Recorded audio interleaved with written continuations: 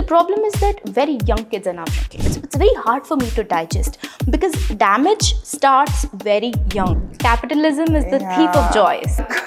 That could go out as the title of this episode. Women let go of themselves a lot after they have babies. Expectations are set that your life should revolve around the baby. My point is, you can't depend on one thing ever to come and fix you ever, right?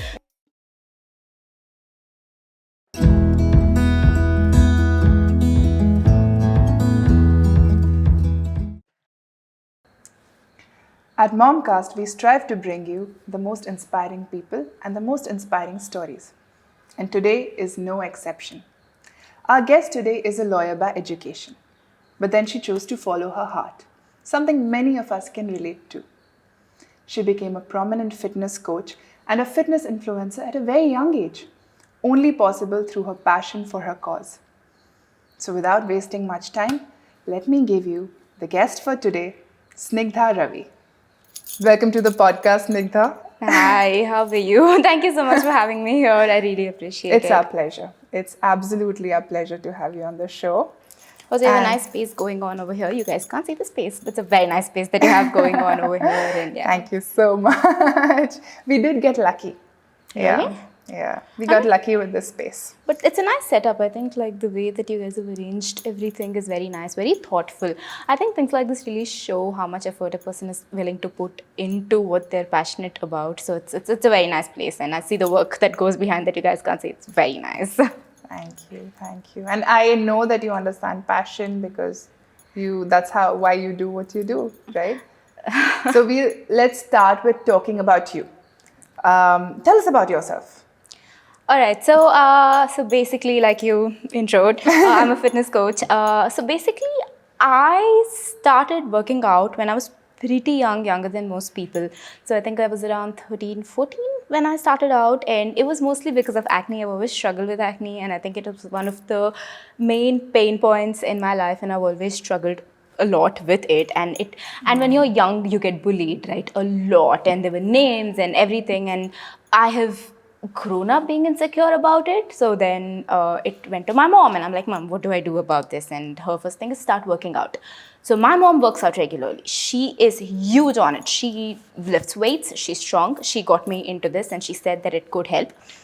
It didn't help, but I mean, it made me who I am. It gave me everything that I have. But when I started out, I had no idea that this was going to be something I wanted. So I was in college, early, like what we call PU basically, like in your 11th and 12th-ish. By the end of 10th is when I started working out, and it was something I enjoyed. And luckily, I had this group of boys in the gym, and again, my mom's very cool. She's damn chill. She's like, do whatever you want, like that kind of person. So she so there were these group of boys who would lift like really heavy, and I was so intrigued by the idea of it. So one day I made friends with them, and I went over there, and they would not let me do any cardio. And so this was back in the day when women did not know about lifting weights. It was not a thing. All women would be in this one side of the gym that was the cardio section doing their thing, and I would be like the only girl over here. It was a little awkward, but the boys really pushed me. They made me lift, and there would be, the way that there's a lot of screaming, there's a lot of aggression and stuff, which made me fall in love with the idea of lifting because of the way that it started. And then my mom again came to the thing, and she started lifting. So we would be the only two women lifting in the gym, and so that's kind of how everything started. But yeah, I had no idea it was going to lead me here. So it was just something that I enjoyed. Then I had to choose, so after 12th, I had to choose a profession, and it turned out to be something mainstream because fitness is not a lucrative option, and also I did not know that a career exists in fitness back then.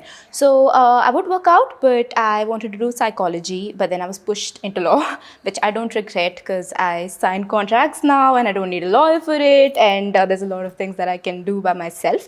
But at the end of my law school, so I did a 5-year course of BBA LLB, and right at the end of my 5-year course, pandemic hit.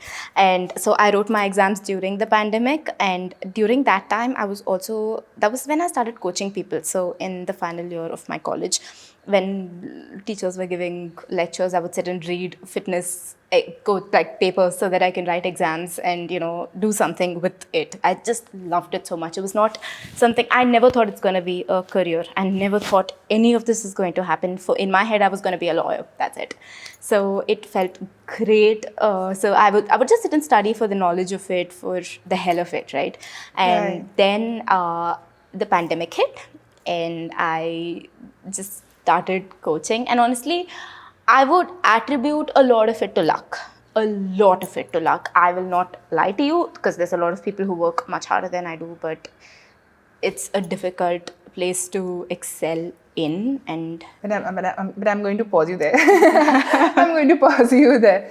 Luck definitely has a role to play, but you clearly have had a very unique journey, right? Like somebody who started get into fitness at the age of 13 and 14, your mother, your environment, all of it has played such a big role. And yourself, like, don't discount yourself. Of course, you've been lucky, but it wouldn't have happened without, without the environment, the support, and without your own initiative.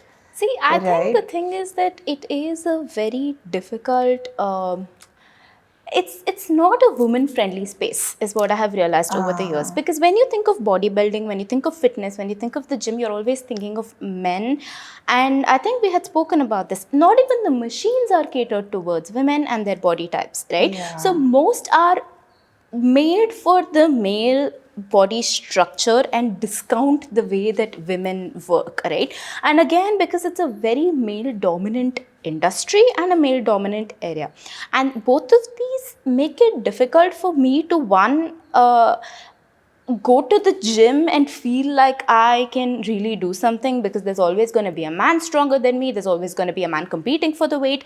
They're always going to look down on you because you cannot lift as heavy. Unfortunately, it is very true, because it always becomes a thing of, so even if you make a friend in the gym, they're going to be like, I can lift heavier than you. Of course you can lift heavier than me. You have testosterone. I don't.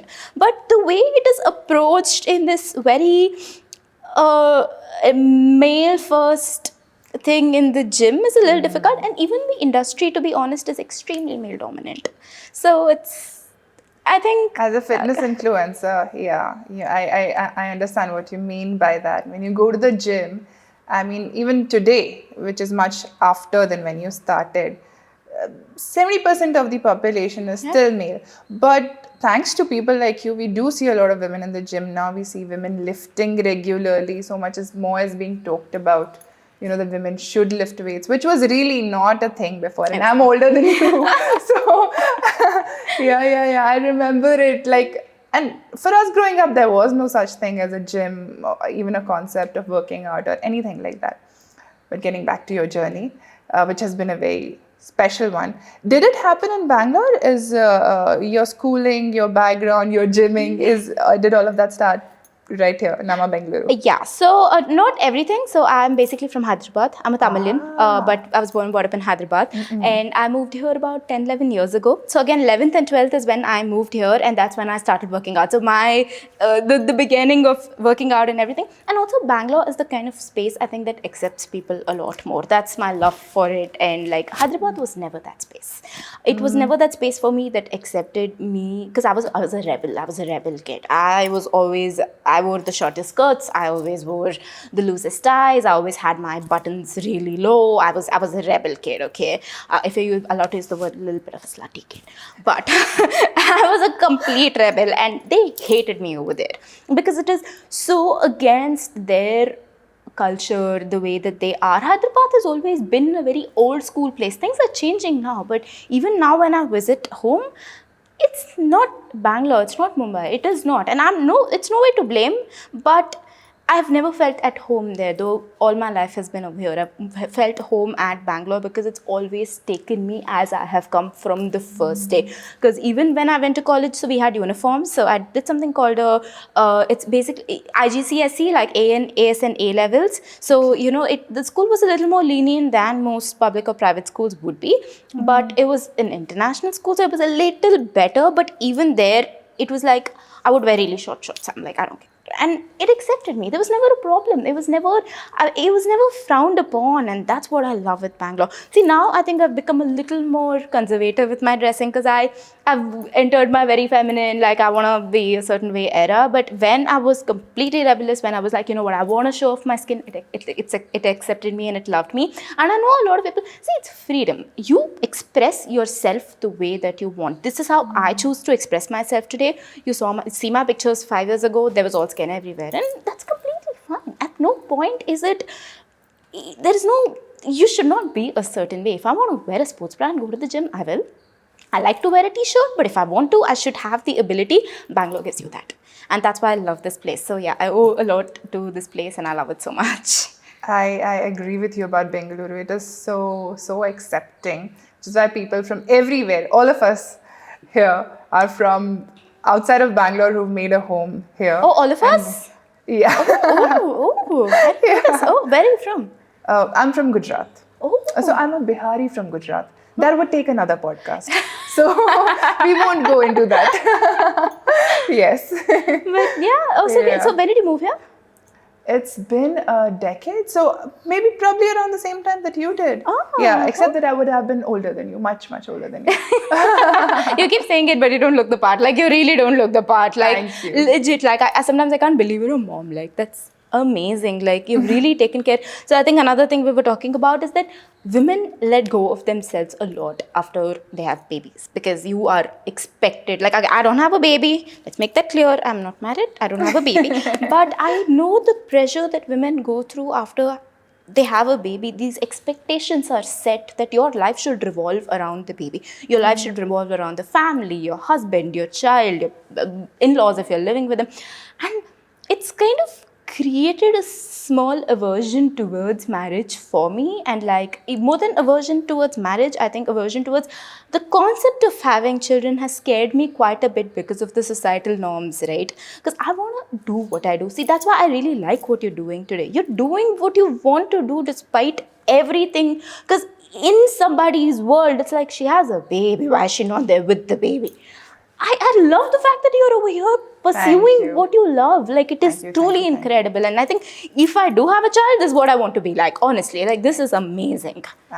Thank you. You should be proud of yourself, really. Thank you. And I would like to say that this is, I mean, for women especially, I think for everybody, for not just for women, but for men as well. You can't do what you do after a certain age of life by yourself. You need your village, you need your community, you need your people. And my family has been very supportive. Otherwise, we would not have been able to do this, right? But we'll come back to your family. Your mom actually sounds like an incredible person. She's been gymming for a very, very long time. She introduced her 13-year-old to gymming, which is, again, great. And you took it up at such a young age. So that leads me to the youngsters of today, right? We've got so many, unfortunately, we've got so many young children. Okay, another thing about Snigdha is that you're also a PCOS coach. Yeah. Right? You are a PCOS coach. And so many youngsters today, they struggle with PCOD and they don't even know it. Like, they're young girls, 10, 12 years. I was shocked when I heard this first from my doctor, that PCOD is something that could start like 5-10 years in advance of when you actually find out about it. Like, most people find out about it in the mid-20s or late when they're trying to conceive, and it would probably started like a decade ago. Absolutely. Right? So there are these young teenagers who are gaining weight, losing sleep, being really frustrated, and they think it's their fault, and it's not. Right? So say somebody like that is watching this podcast, right? What would you tell them? How would you like them to start their journey of, you know, of getting better, of getting to a healthier place? Because they are quite young right now. Absolutely. Right? Yeah. So, like, to begin with, so I read this article very recently that children are now hitting puberty faster than when we were this one, right? So I think I got my period a little later than most girls did. And now, you see, I'm going to sound really old as I say this, but kids these days look a lot older than they are. Have you noticed? Like, you see 17, 18-year-old girls who, I was eating dirt somewhere when I was 17, okay? And kids these days are so educated, so aware, and they hit puberty sooner, right? They start developing a lot sooner. And apparently it is because of nourishment and nutrition that we get now more than we did earlier. Right? So, and because of that puberty, and because puberty starts hitting earlier, your hormones start acting up much earlier, and that's where the entire concept of PCOS comes in, right? So, now usually when somebody has a PCOS, they're very androgen and testosterone dominant in a lot of cases, which causes things like delayed periods, acne, hitcherism, which is like a lot of body hair, facial hair, and there is period cramps, delayed periods. A lot of them don't even get their periods. So these symptoms, like you said, comes down to women blaming themselves for it, right? So it comes down to, okay, I'm putting on weight because I'm eating too much. I have very bad skin because I'm not doing the right thing with my skin. I have hair fall because I'm not taking care of myself. So it always comes down to blaming yourself for all the symptoms that PCOS shows. And it's sad again because of societal norms that you're expected to do these things. And especially now in the era of skincare reels everywhere, you see people with skin that's beautiful, right? You see people with bodies that are incredible, right? It makes you feel even worse. Horrible. I will tell you, horrible, right? And you're expected to not have a tummy. You're expected to have the most glowing skin, the smoothest hair. All clothes everywhere are supposed to fit you all the time. And like you walk in, and the first thing you do is try an excess, and you feel horrible because you're not fitting into it.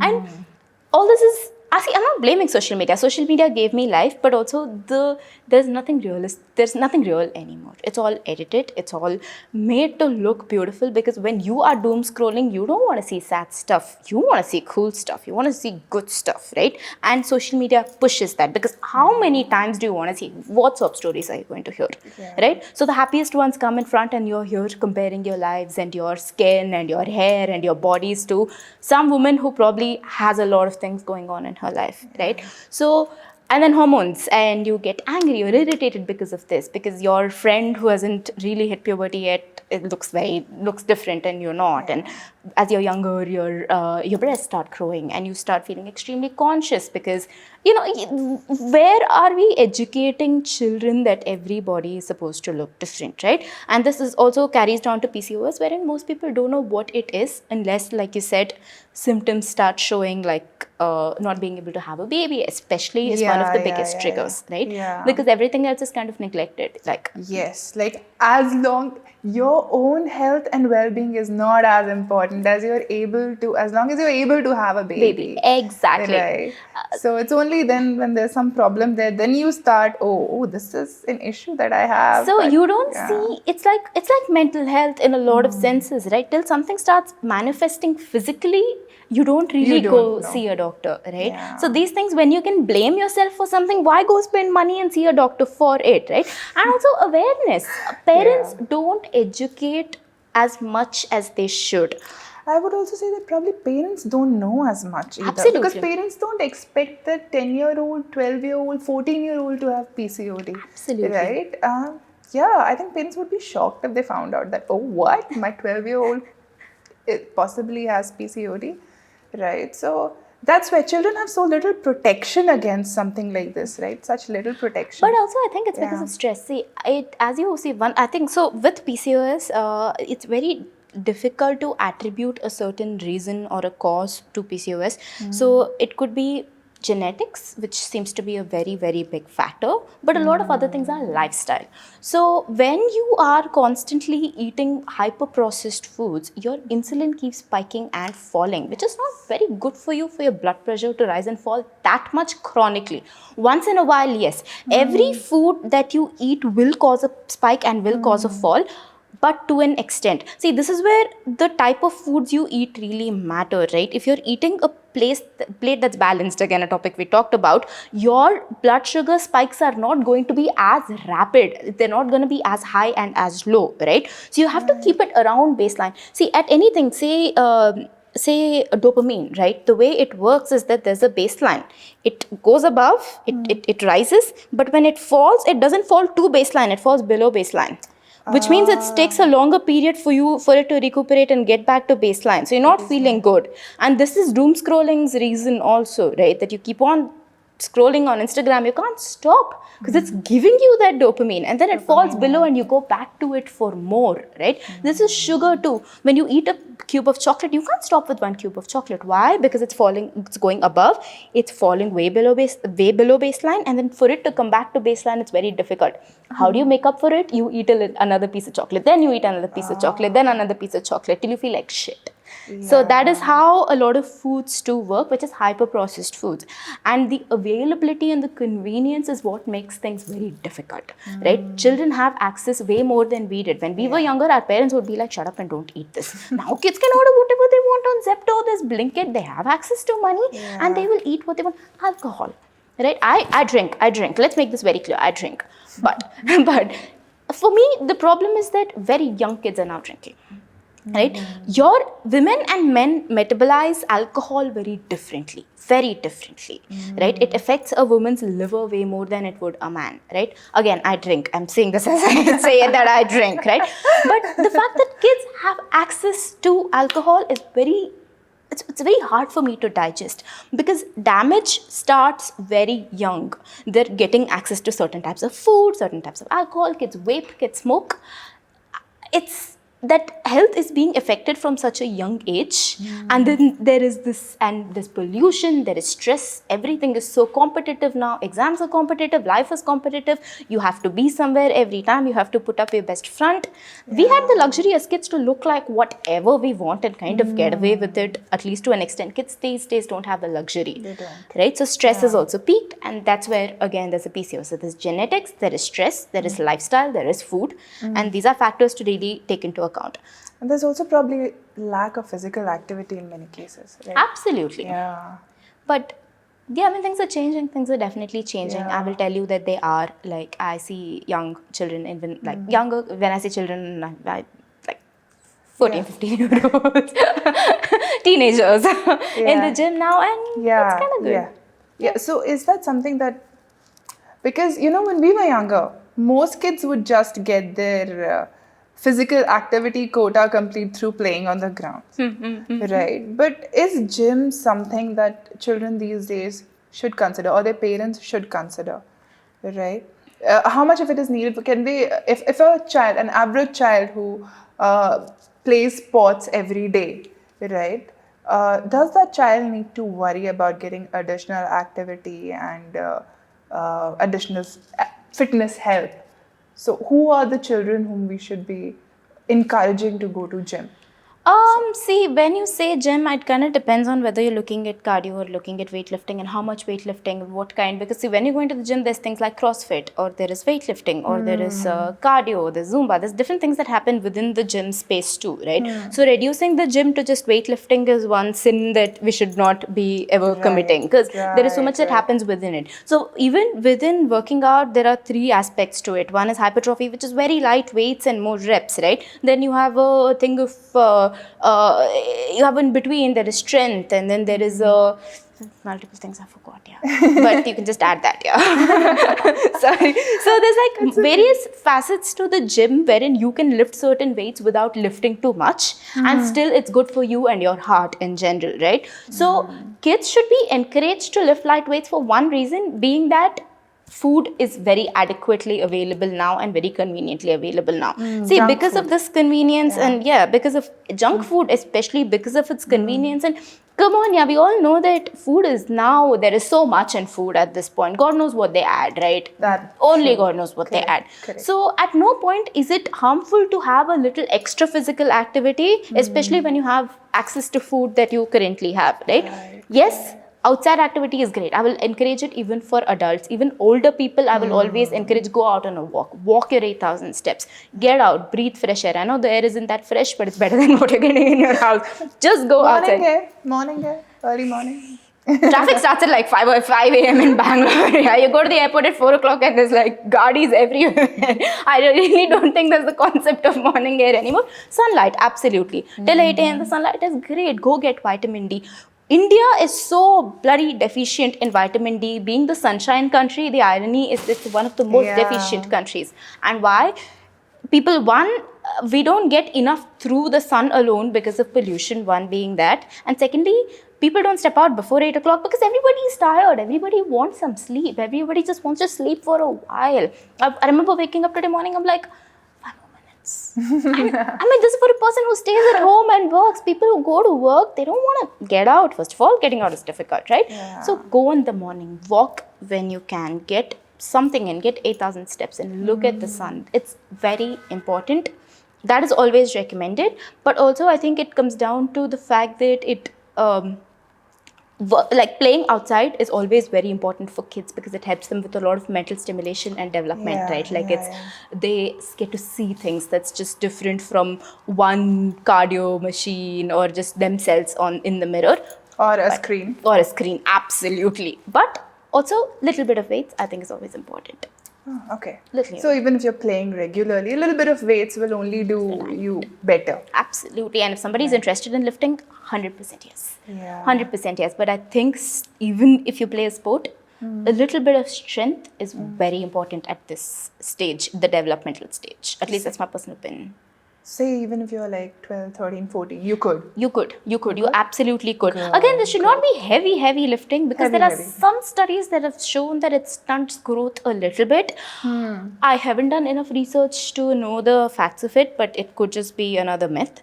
But I will look this up. But even if it does, that could be heavy lifting but not mild lifting. I think that kind of strength is important because even for the sport, weightlifting can help you strengthen yourself, right? So with it works as an accessory to the sport. So you can add that in, and especially like you said, because women are now hitting puberty sooner, I think it's more important to start lifting because PCOS, one of the main solutions is food and lifting weights. Like once you start losing fat and building muscle, you are PCOS doesn't go, but you can absolutely alleviate the symptoms that come along with it. Yeah, manage it. Absolutely. So yeah. Absolutely. Yes. No, that does make a lot of sense. Also, it's not going to harm you, and I guess parents and children would need to do their own bit of due diligence as well, at what works for them, what doesn't work for them. Right, especially parents in this scenario because children are children. So, yeah. Oh no, children are smart. Children are very smart. Like children are not children these days. We think of them as kids. You go talk to them. Oh my God, the things they have to say, like I'm mesmerized. So, Snigdha, we discussed about the children, right? Now let's discuss about their mothers a little bit. Did that come out like a school teacher? It could. It's all right. Okay. No, it makes a lot of sense, Yeah. And you had a mother who inspired you to get into fitness. But we have so many mothers who just don't have time for this. Like, especially these days with women juggling their households and their careers and their children. They don't have time for their fitness. And now we've added another thing that, hey, your children might be having PCOD. Please be observant as well. Right? So how then do we get the women of the house, or the women of the world in general, why just of the house, into the gym? And while we're on the subject, in India, it's not just the women really, it's also the men. Like it's our cumulative problem. We all have been neglecting our fitness to the extreme. How do you get people into the gym, right? How do you make them realize this is important, this is worth taking time from everything else that you consider important? Take time out from that because this is more important than that. Get not just gym, whatever, a fitness routine or what. You have clients. How do you work with them, convince them? So I think the biggest driver of anything in the world is fear. And I truly believe in that. Like, I think fear drives on different levels. Whether you think of the concept of morality, I think Jeremy Bentham said this. Anytime you think of morality, you're thinking of God, which is fear. Anything that creates fear in you will instill that idea to do something. And I think even with this, it comes down to fear, right? Be scared that something will happen, though it is very pessimistic. Don't assume that despite the fact that I don't take care of myself, I'm going to end up okay. The probability of that is very low, right? We are becoming the obesity capital of the world. We have one of the highest diabetes ratios ever. We have one of the highest cholesterol ratios ever. And like all this, even though we are not we don't have as much junk food as the US, right? Like Yes, they have despite it. that. Despite that, the fact that we are not doing so well when it comes to health indicates that something is inherently wrong, and it could be genetic, it could be because of access to certain types of foods.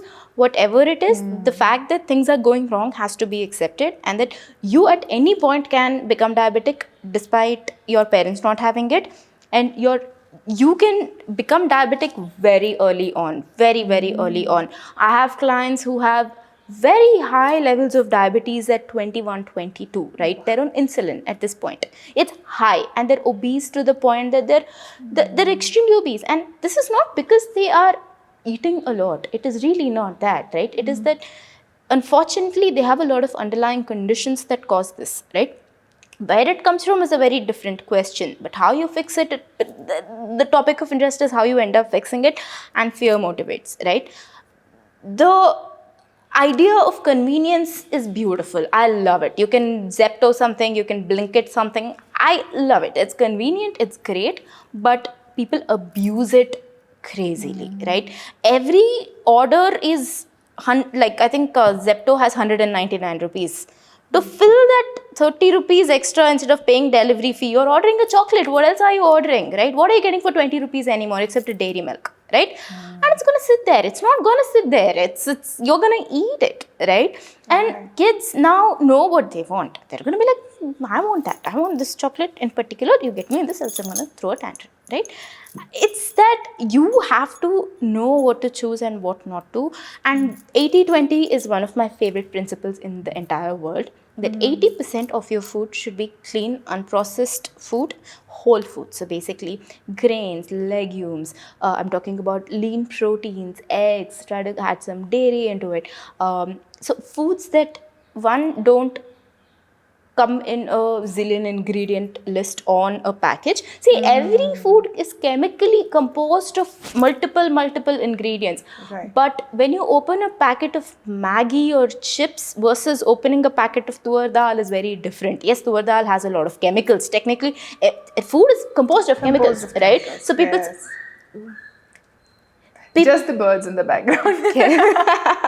So food is composed of chemicals. So people argue this. When I say multi-ingredient, they're like, tur dal is multi-ingredients. What they don't understand is additives, preservatives, things that are made, things that make it taste good. Sugar. Sugar makes everything taste good. Sugar is in everything you see in some form or the other. Is it inherently bad? Absolutely no. I love my sugar. Before my periods, I need a bar of chocolate. Like, God save me, I need my chocolate. But it should not be an everyday thing. Ordering outside should not be an everyday thing just because you have access, right? And even though moms say I only eat ghar ka khana, at the end of the day, even that is heavily composed of carbohydrates. See, in India, protein is very lacking, right? Yeah. Our plates really don't have much protein. Dal is not protein. Dal is a source of carbohydrates, not a source of protein, right? Okay. A source of protein is eggs, a source of protein is chicken, a source of protein is soya, a source of protein is tofu, right? Dal is really not. Dal is an additional type or source of protein, but it cannot be the source of protein for you. Not the main source. Exactly. Paneer? Paneer, yes, but paneer is also mostly a source of fat than it is a source of protein, right? So you think of it as, see, no particular one food is enough on a plate is important to understand, right? One time you eat paneer, don't eat paneer every day, don't eat dal every day. Mix it up, add new things. If you're vegetarian, the different types of tofu available in the market now. You have something called tempeh now, you have something called, you have normal tofu, you have soy chunks, you have multiple things that you can add. And if you can eat meat, lean sources of protein, stuff like chicken breast, eggs, at any point fish, these are all very easily available, and once in a while, I think it's very important, right? Even when you're eating, see, rice is not the enemy. If you have a PCOS, I would caution a little against rice, though you can eat it once in a while. See, again, everything, like I said, comes down to moderation. Don't overdo it. Your plate should not be 99% rice and you have a little bit of dal lying somewhere over there and you're like eating it grudgingly, right? You add a source of protein and cook it in a way that has spices. I don't know why people are afraid of spices. That's another whole thing. Add spices. India is like the capital of spices. People come from everywhere in the world to buy spices from us. And we're like, nah, spices not good for us. No, spices are great. Add spices. Make your food taste good. But make sure that you have good protein on the food, on your this one. vegetables. I have adults coming to me and they're like people like coach, they're like, I don't like vegetables. I'm like, listen, you're 40. Hush and eat your vegetables. Do not nag. Do not complain. Vegetables are important. I have to yell at these people because they don't listen, right?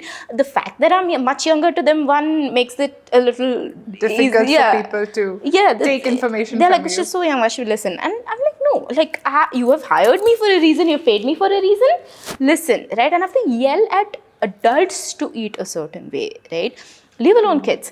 And with them, especially as you get older, I think it becomes almost ingrained in you to eat certain way, right? It's like, it's just there that, Habits are hard to change. Absolutely. And it's important that you wire your brain in a way that you get used to these foods. I started eating very clean very early on. Now, without a serving of vegetables on my plate, I can't touch the plate. I don't know. Even if I'm so hungry, I'm like, I cannot. I will make sure there's vegetables on my plate. Habits. Simple. Right. It doesn't go down without protein or this one or vegetables. It's just pure habit. It's not that I love it. Of course, I want to eat a pizza, but it's just habits, right? And the earlier you start, the better. And if you haven't started early, that's okay. Start now so that later you can carry it on, right? You have to start someday. So protein is a very important addition. If you're vegetarian, there is no harm in supplementation at any point. Yeah, I was coming to that because that is something that when I was reading into you, you say that proteins is not just for people who have a fitness routine, who go to the gym regularly. Protein is for regular people as well. Protein supplements more like, not protein, but supplements are for regular people as well, right? So yeah, let's get into that. So people like my mom does not go to gym at all. I doubt her protein intake is sufficient, although her plate is very vegetable heavy. So that's a great thing. That's a good thing. That's a great thing. Yeah. But protein probably not enough. Right. So is supplement for her as well? Yes, absolutely. So you will see a lot of a lot of brands like your D protein, B protein, and all that, which are catered towards older people. Like, I mean, if you've heard about it, they come like in medical shops. The next time you go, you can observe they call B protein or D protein, and they're catered towards, like, even the picture on it will be like of older people. Like, it's catered towards much older people because they are usually very frail and weak, and they need some protein, and they can't eat much. They can't digest food, right? So it's a convenient source of protein, especially when they're getting older, right? So there are proteins catered towards older people, but B protein and D protein suck. Please don't sue me. They suck. Okay, they suck so much. They're the worst thing in the world. Okay, it's like dal. It's mostly carbohydrates, like a smidge of protein there, and they're like, hey, here's a protein powder. Just marketing. They're bad. They're horrible, right? Instead, any other good brand. So the reason I bring this up is that older people are also meant to have protein, and that's why there are brands that create it, right? So your mom, my mom, everybody needs some amount of protein. As a person who works out, you need a lot more protein than most people. But as a person who doesn't say actively go to the gym or does not lift weights or does not perform any heavy physical activity, even they need a lot of protein. But usually the math to it is 1 gram per kg for people who don't work out and 1 gram per pound for people who have intense physical activity. So for me, I make sure I get 1 gram per pound, which is almost 2 grams per kg. But somebody like our moms, for them about 1 gram per kg is enough. So say your mom is 70 kgs, about 70 grams of protein a day is fine. Say she's getting approximately 30 grams from food. About one scoop of protein supplement has about 25 to 30 grams of protein. 1 scoop, 1.5 scoops. You're good to go. It's the easiest source and the most convenient source there is. I don't understand why people are afraid of it. I know that there are things about kidney disease. Now, the problem with the studies that have come out about whey protein and kidney disease is that people who have the affinity, who have the tendency to get a kidney disease might get it if they take a whey protein. So it's like only if you have the tendency to get it. So this could be genetic, or this could be various other factors in the past that influence you to get the kidney failure or a disease. If they take a whey protein, then it could. But normal people who don't have the affinity will not. So, so a lot of studies are very the Not titles are just clear. thrown exactly misleading, right? They're just the titles are thrown around and there's so much deceit and it becomes popular and then everybody just believes it's like Chinese whispers, you know. It just comes down to okay, Got protein it. is bad or protein will cause kidney disease. So it's Got like it, a little got it. difficult, it's a little tricky, but there is no harm really. There You is should kind of talk to for slightly older people. Maybe go consult your doctor. Do I have a predisposition to X thingy? If not, then I should probably have additional protein so that I do not suffer muscle loss as I age. exactly right, and your bone mineral density decreases, especially for women after their menopause, which means that they will have to work out. Especially if you work out, you need a protein to recover, right? So it's a circle, it's a loop that needs to be taken care of, but it is not one because doctors are also a bit of a problem, and I think the previous podcast with Funny, she might have also mentioned this, that a lot of doctors actually discourage you from working out, right? So a lot of doctors, absolutely they do. My mom, she told the doctor that she lifts weights and the doctor's like, stop it, it's not good for you, you're a woman, why are you lifting weights? This era, this generation now. Wow. My mom fought with them. She's like, I'm not coming back over here. What's wrong with you? You're a doctor. You're supposed to be. Oh, my mom's too. This one. She's like, she will not let go of her working out for anything. Okay. So she's like, what are you talking about? What do you mean by lifting is not for women? Clearly, his thing is that women should not lift. Do cardio. As a doctor. So I think that's another thing. As in, if you're an older person who goes to a doctor, they'll be like, why are you doing all this? Eat dal sabzi, you're good. And that kind of thing in your head, It's not helpful. It's not. helpful. That narrative is not at all helpful. And when we as younger people go and try to talk to them, they're like, what do you know that the doctor does not know? Right? It is convenient for the older person to not go work out and not do these things Yeah, and continue. they have some professional who's supporting them, their Yeah. beliefs. So they'd prefer to listen to them. So the narrative needs to change from the top in order for people like us to actually make an impact. And I think podcasts like this help because there are also people listening. So I'm not blaming all doctors. There's a lot of doctors who absolutely support it. Like Funny, absolutely. She's like, work out. Yes. Eat like this. Yes, absolutely. Yeah. She's always been supportive more of it. new age doctors Yeah. are more aware of it. But the older ones, they're too stubborn to change their views too because they've been in the profession for a long time. So again, as older people, I think it's important to add protein. And if you're too old, I wouldn't recommend the gym because you're prone to injury, especially if you don't have a person guiding you and if you don't have the experience. Yes, there's a lot of transformations from older people who have actually made impacts. Yes. But it could be a slightly risky business. And I would say, and this is for people who are above 60, 65 is that I'm talking about, who I would say go for walks, brisk, good walks. If you can do yoga at home, that's great. Any sort of low impact activity, especially for the knees and the bones, because they are weaker. Once you get slightly older, you are weaker, unless you have been working out for a while and you have the strength for it. Like my mom, I would never tell her to do a yoga because she's working out for a long time and I will ask her to do it till the day she goes. But for somebody who's just starting off, I would say walk and activity. Somebody who's younger can absolutely take it. There's still a lot of potential for building muscle, potential for strengthening their joints, their everything, the bones, everything. So say if you are like around 45, 50, you can, and of average health, like no major problems in your medical history, then you can definitely start on your It's a good time. See, it's never a bad time. See, when you're younger, your body's men and women, your body's bone mineral density is very high, meaning that you have. So when you broke your hand as a child, it was so much easier for you to recover than once you're much older, right? A 60-year-old person, if they break a hip, they're going to be in the hospital for a while. As a child, if I broke my arm, really, whatever, like you can walk it off, right? So it's because your bone mineral density is low. And how do you fix it? Working out, eating properly.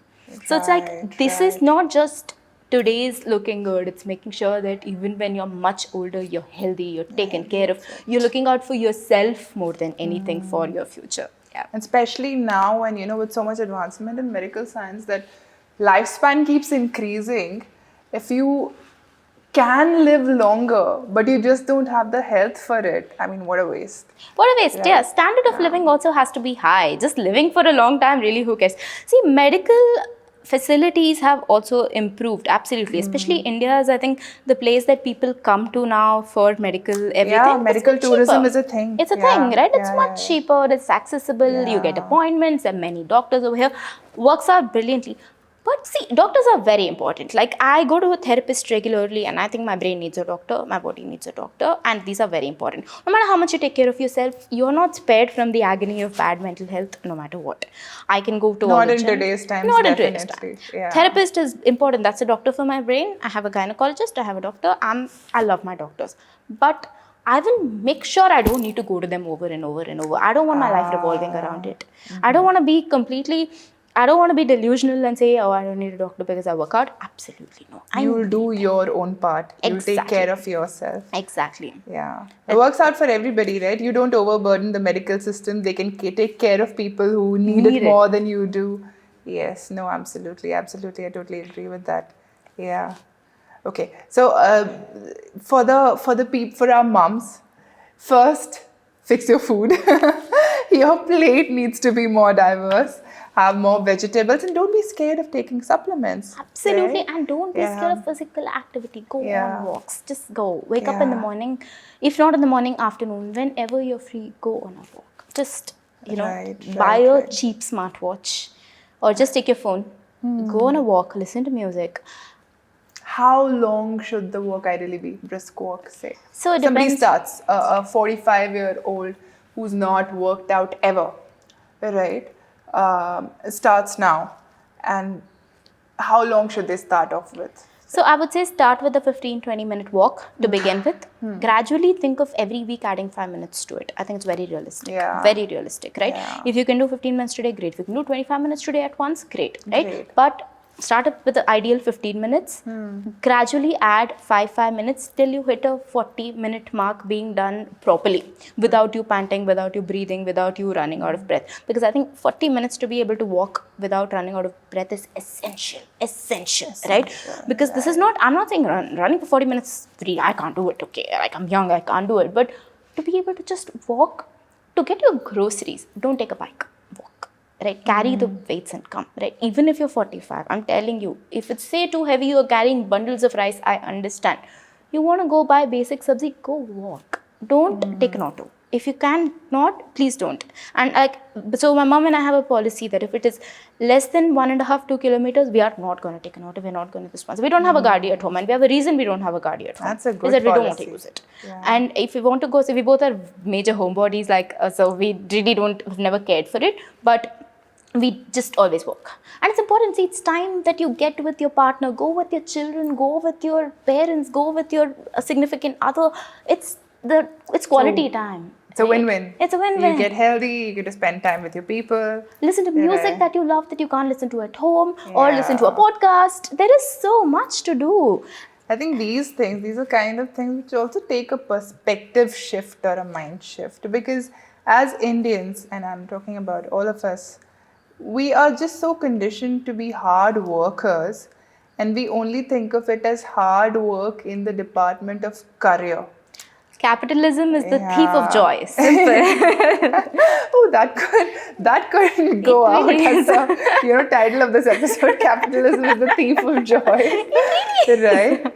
Yeah. So hard work in career alone, unfortunately, would not get us where we would like to be. Yeah, we'd have to. So these are also like a shift lot a of little. social and economic, things Yeah. that are imposed on people. That, like you said, productivity means making money out of something. Else, it's not productive, right? So if I'm sitting in front of a laptop and working towards furthering my career, which is technically, why do you have a career to make money out of it? Simple, right? See, it's passion doesn't pay. Let's, it does not always. Sometimes it does, but not always. Yeah. And the thing is that once passions start paying, it becomes a job. That's the thing, right? See, technically I'm doing what I love, but it is also my job. There's certain responsibilities, there's certain things that come along with it, right?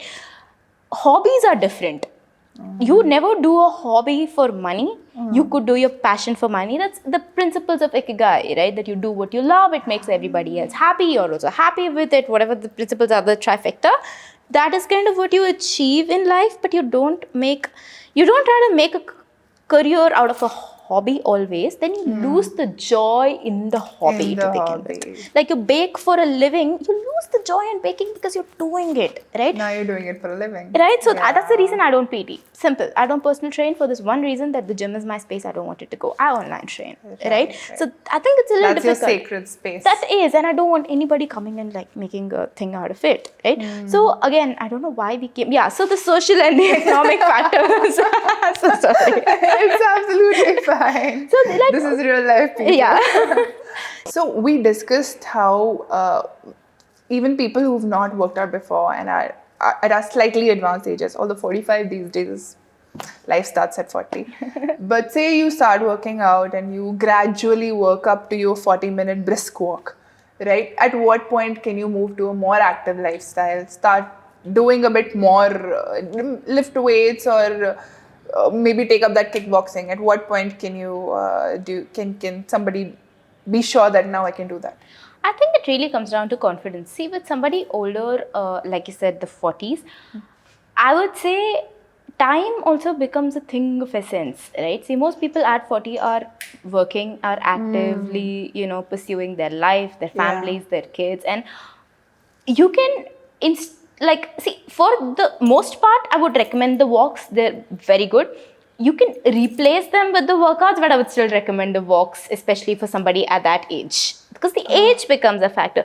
See, when you're younger, you can push in the gym. You don't have to be as scared. But as you grow older, because you are a little scared, and also, see, confidence is a huge thing when it comes to the gym, because for you to move to the next weight, you need to be confident in your older weights. And it's easy to get stronger because you have the time to recover, you have the time to lift, you feel better in the gym, right? But as you grow older, your bones are more fragile, you don't feel so confident anymore, something's hurting, my back hurts all the time, and I'm like barely 26, okay? So I understand that as you grow older, the fear is there, and also you can't push as much as you could say with a walk, right? So whatever feels slightly heavier is where you go for. Yes, you can, if you have spare time, go to the gym. If you don't have the time, stick to your walks. Push it up to 15 minutes, push it up to an hour. You can walk as much as you want, but once you go to the gym, you have to allocate that time for that, and recovery could become a bit of an issue too, right? I'm not discouraging the gym by any means, but I would encourage the brisk walks over the gym if time constraint is a problem. Say you don't have a time constraint, 40-minute walks are comfortable, then go to the gym. Say you're a homemaker mom, right? And you are at home, you have the time to, your kids have moved out, you're alone, you have the time to, really do the things that you like. Then I would say absolutely do your 40-minute walk during the day, and if you have time, then go to the gym. Preferably hire a coach, because you don't want to do something random, right? You don't want to enjoy yourself. You don't want to enjoy yourself, right? So hire somebody and get things done at a lighter level, and make sure that you are confident in what you're lifting, and then move upward. But don't experiment, especially. See, as you're younger, you can experiment, no questions. Like you enjoy yourself, you recover. But as you grow older, things are a little harder on the body, and I think it's something you have to accept, especially if you're new to it. If you're used to it, then yes, that's a whole different ball game. But I would recommend the walks over the gym if needed. But if you can, you have to prioritize. If you can only do one, then do your walk. Go to your next level in the walks itself. Like maybe you can progress to light jogging if you're comfortable with walking. So again, jogging is also a little controversial, because it does put a lot of impact on the knees. Running is okay, and walking is okay. Jogging, on the other hand, see, the thing is technique, right? A lot of people don't know that technique. A lot of people put a lot of impact on the knees even as they walk, right? That's why the knees start creaking. And running has a technique to it. Running is not just running. Running has a technique. Else every person's body structure is different to begin with, and everybody shifts their weight in a different way on their bodies, right? So not everybody has good technique when it comes to running. See, running is not just about running on the ground, right? So different people have different body types, and the way that they shift their weight on their body really matters, right? So a lot of people you'll see will stand with one knee bent and one leg having all the pressure, or the other knee bent and a lot of pressure, or they're slouched over as they stand, which means it puts a lot more pressure on the hips. So even when you're running, there is a way that your foot lands on the floor, two things. One, your knees impacted. Second, your ankles are impacted, right? And as you grow older, you have this a lot more. Your knees start creaking, your ankles are hurting, your hips are hurting. And once the hip goes, it either radiates upwards or it radiates downwards. So jogging is slightly intricate thing to do that people don't realize, and then they're like, oh, running gym made my legs hurt. No, your technique made your legs hurt. So jogging is not always the best thing to do according to me, because I get knee pains when I jog, because I know my technique is not good. I'm not a professional. I've never played sports when I was a child, so I don't understand it. Say you were very good with sports as a child and now you're getting back into it. You again have an idea of the way that you're supposed to execute it. And especially women again struggle with knee problems unless you have ran for a big chunk in your life. Don't immediately start it once you're 45, 50. It is not a great idea unless you have somebody to guide you towards it. Walk, increase your timings, maybe go for 2 walks. Or do for 1 walk and 1 hour in the gym, or maybe yoga, maybe something. And when I say yoga, not just like sitting and breathing. Proper yoga. Yeah. There are some beautiful videos on YouTube. There is this one that I follow. Sometimes I don't know much yoga, but when I do, there is this particular page called Yoga with Adrian. Love her stuff. I mean, beautiful stuff. She does a very good job because she starts from the beginning and then she moves her way up. There are people who take classes now for yoga. There are multiple things that you can do.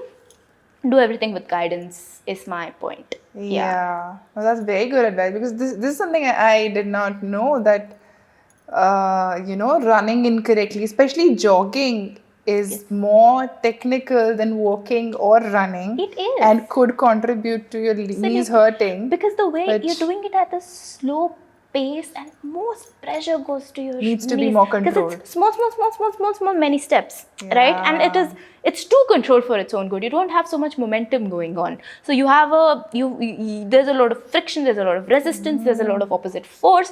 There is not much high impact movement. See, running is also not something that's just doable, but I think it is less painful, less impactful than jogging is. Yeah. That makes a lot of sense. And yes, I also totally agree with that, do it with guidance bit. But not everybody will be able to get guidance. So YouTube is again a great source. But then so much, what happens with YouTube is then a lot of responsibility falls on the individual themselves to curate their fitness plan. And I think that's where a lot of people flounder. They're like, oh, I don't have the time to make the plan. Like, somebody give me the plan, I'll execute it. But for me to go make it too much. That's where you invest a little bit of money. See, think of, it doesn't, see, people think it's spending. It's not. It is an investment in your health, right? Yeah. So again, I'm talking about this as a coach, as somebody who does this as a profession or a business. But the thing is that fitness at the end of the day is really an investment. It is not something that you're spending money on. You're investing in your own health, your own self. It's not new clothes. It's you investing in your body. See, people spend 20,000-30,000 in bars to drink. Again, I drink. I always come across as somebody who doesn't. I do. I make it clear and clear. But, people spend a lot of money on alcohol, on clubbing, on bars, on clothes, on everything. Yes, these are luxuries to have. If you're making money, absolutely go spend on yourself. But think of this also as another thing to spend on yourself, right? Cut down on the deliveries, cook a little more, save that money and spend it. See, and once you get older, you have access to the money to an extent to put it on yourself, right? And it's important to get that guidance, because now you have the confidence of doing something correctly. You are in the correct path with your food. You're in the correct path with your workouts. You have somebody to be accountable to, because I think accountability helps a lot, because you are answering to someone every day. Yes. I check on my clients every day. Absolutely. And they will report to me every day. Every evening, every night, I will get steps from my clients. Without steps, I don't let them sleep. I get angry. I'm like, what the hell is this? Why did you hire me then? You're doing your own thing, right? I yell at old people. I'm like, I have a 70-year-old client. He goes on his walks every day, every night, no matter whose picture I get, he'll give. Sundays, Mondays, holidays. So he works, he doesn't stay, he stays in Canada, and he stays with his family. But oh man, that man's amazing. He works still and he goes on his walks every day. He will go on treks and come back. He's like, I want to take care of my health. When I have grandkids, I want to be able to play with them.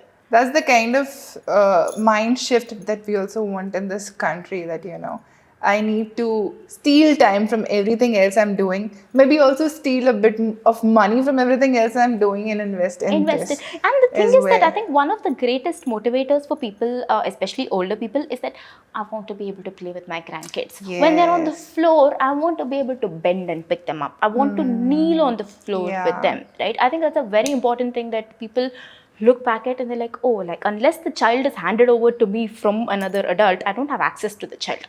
Say the child yeah, is over there eating something out of an electric socket, yeah, right? You should be able to go and rescue them immediately. To yes, have that reflex to be able to do it, it should not just be a push of adrenaline. It should come naturally to you.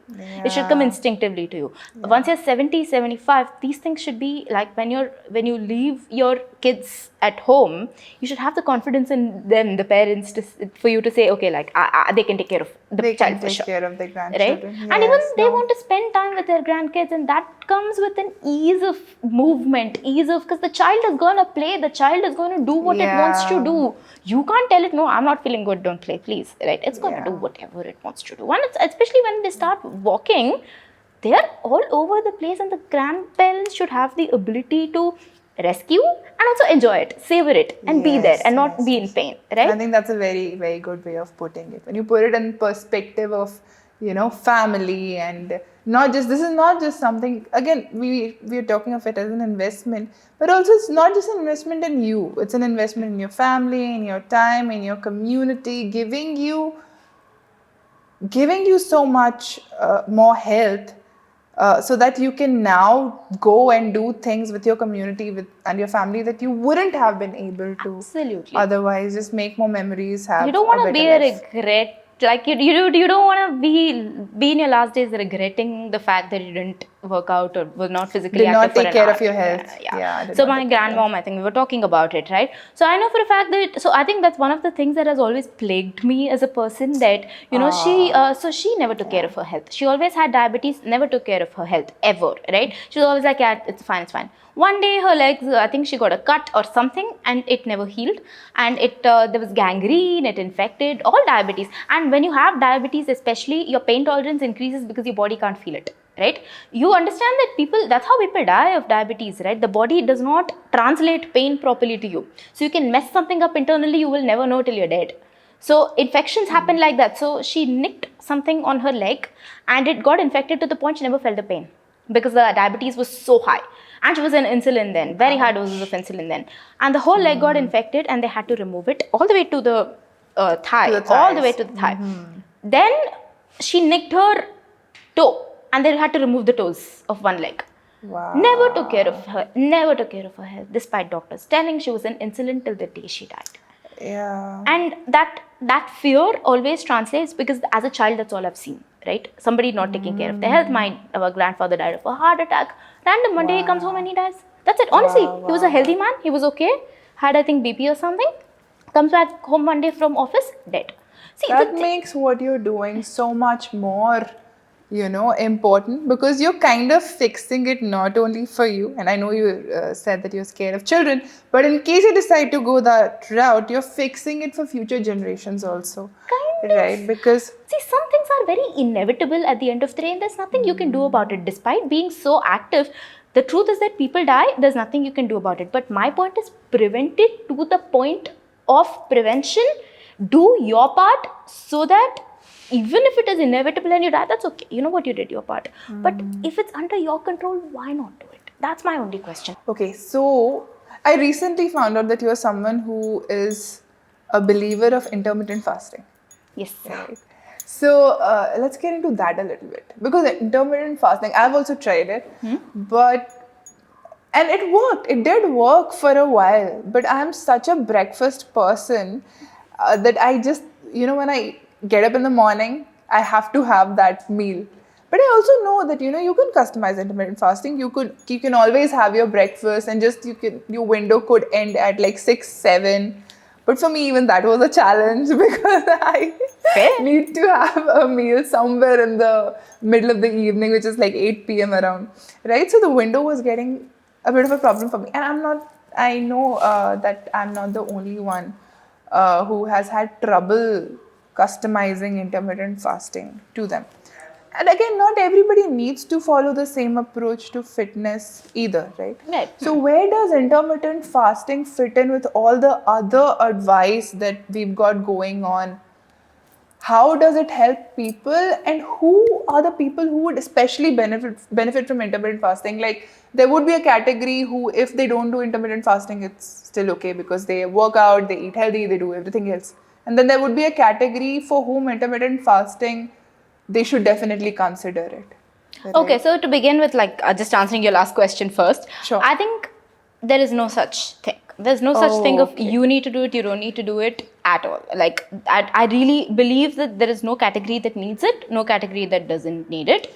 It is a you choose whether you want to do it or not kind of thing. So if you don't know what intermittent fasting is, it's basically periods where you can eat and periods where you are fasting during the day, during a 24-hour period. So there's usually a 12-8 rule wherein 12 hours you are fasting with 8 hours where you have a eating window, right? Yeah. So this window, like you said, can be completely customized according to your needs. Now, usually the popular method to do it is to skip your breakfast and eat a lunch, a snack, and a dinner. The types of intermittent fasting, even then there's something called an OMAD, which is 1 meal a day, wherein a person eats all their food within 1 meal, Yeah. and then the rest of the day they don't, right?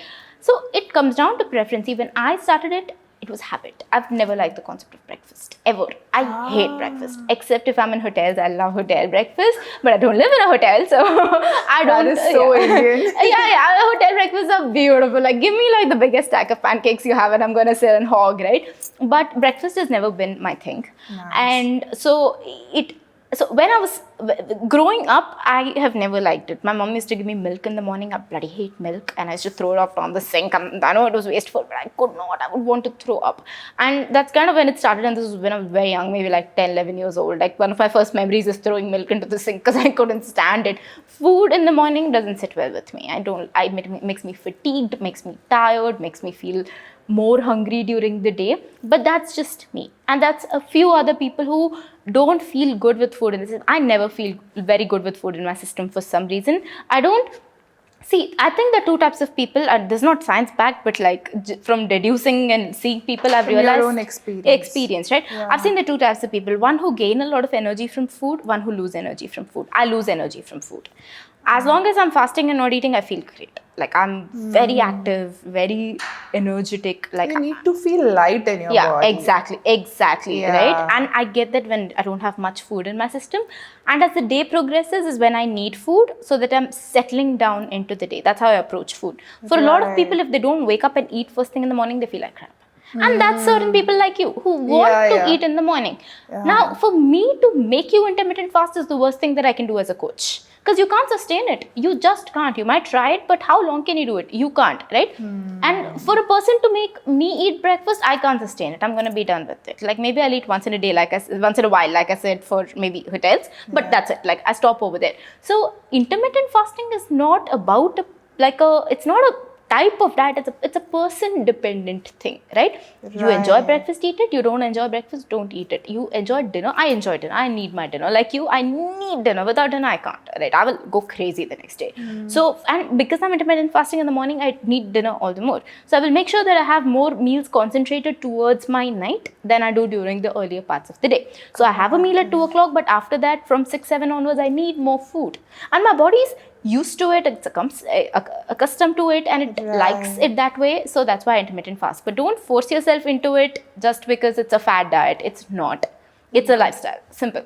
Got it. That makes a lot of sense. And I wouldn't recommend it to people who have any sort of digestion issues, because your stomach produces acid when it is left idly, right? Because it needs food to dissolve, especially when you have a routine of eating, especially in a certain way. So you have a breakfast, you have a lunch and a dinner.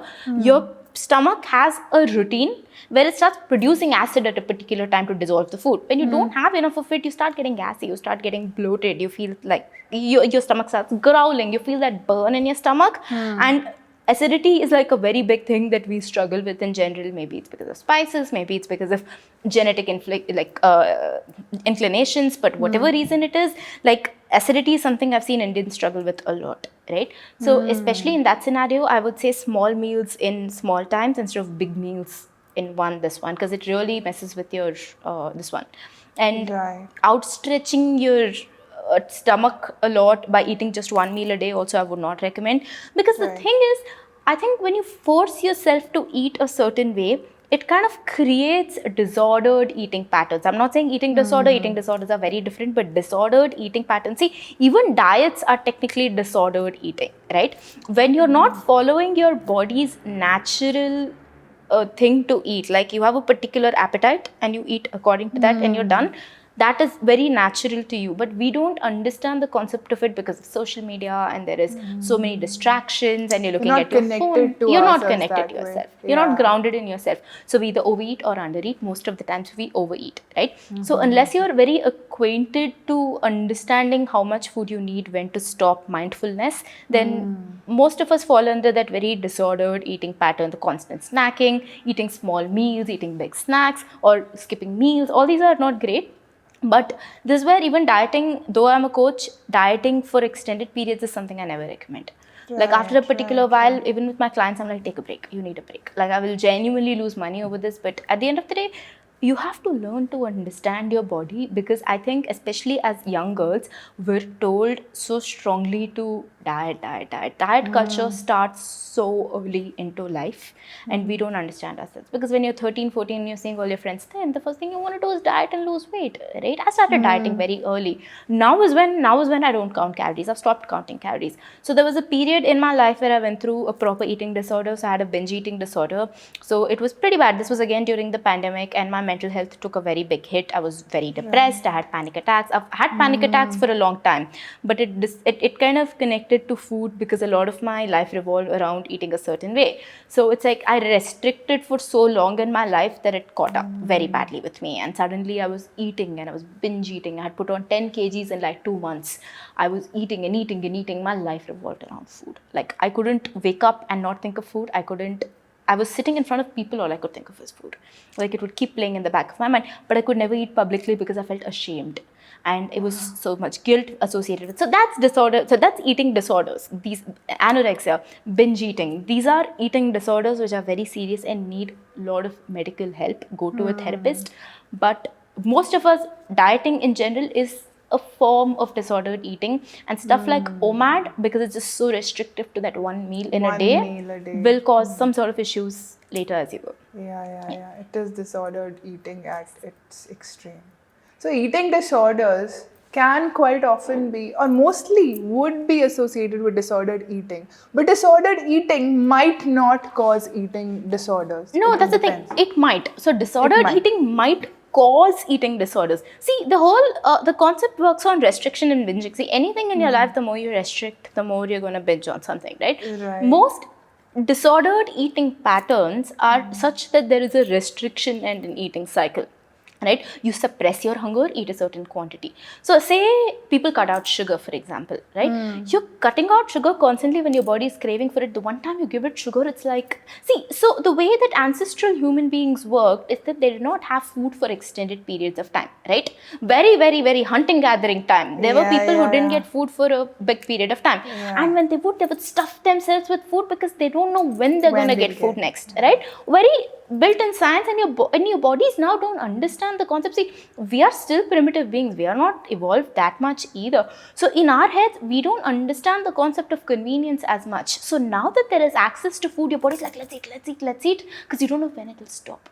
That fear is always there in the back of our heads, and we haven't adapted to this properly yet. So that carries on to now, where because of the access to food, you're binging when you can, and you're restricting through dieting when you can, because you're putting on weight from the binges, right? So every time you suppress sugar, and again, sugar for some reason is demonized. I mean, again, anything in moderation is fine, even sugar, right? But the way that it is demonized is that, okay, this day I'll eat sugar during my cheat day, I'll stop it for 1 month. What is going to happen on the cheat day? You're going to overdo it like crazy, right? And so it's a cycle which leads to that binging, think of it as 1 week I am dieting, 1 day I'm going to have a cheat meal. That is disordered eating. However, days of starving versus days of binging could be a eating disorder. So it's the severity of it is what really matters, basically. So if you're watching this and you think that you have a eating disorder, Please visit a therapist. Or Please. or you are indulging in disordered eating, either of it, please go visit a therapist, right? Very It's something important. that, Yeah, I mean, I think it is not talked about enough that food can be such a coping mechanism for people. yes. Stress eating, that's also a type of disordered eating, right? Because you're coping, you're using food, see, at the end of the day, especially foods that are tasty will cause like that dopamine spike, which is what you're looking for, right? And when you're sad, you want dopamine. When you're stressed, you want dopamine. You want to feel good. So if you're using food as a source of feeling good, I think it's time to get some help to cope with the root cause. See, it's not that you need to start meds. It's none of that. Go to, I go to a therapist. I love my therapist. She's helped me a lot, like a lot.